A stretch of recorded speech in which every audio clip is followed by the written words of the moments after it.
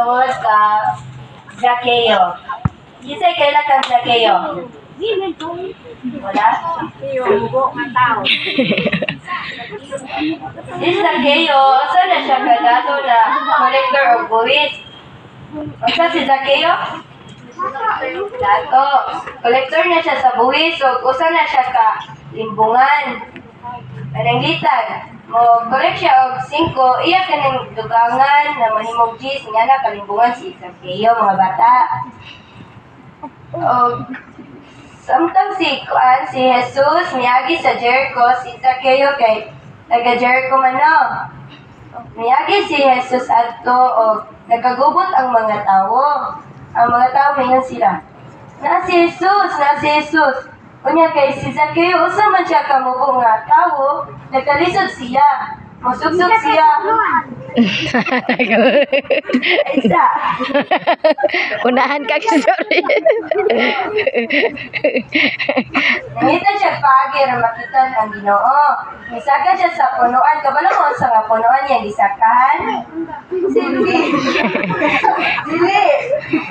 Siya ka, kamoro or kaworti. Ang sa kapuno, gisakahan ni ani Zaccheo? Ha? Sa simulo, taro nga. Taro nga. Ang sa punuan, mga bata? Simulo. Sycamore or Sycamore. Sycamore. Ato, milabay si Jesus ug nakitaan siya. Ning hangit man si Jesus ug niingon, "Dala."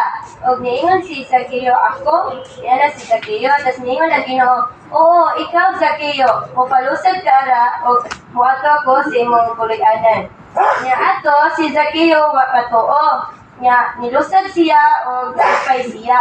Apan ang mga tawo may istorya ang mga tao naman sila. Nganong kailaman si Zaccheo kang Jesus? Yang nganong ang Ginoo moadto man sa balay sa usa ka limbungan nga collector og buwis.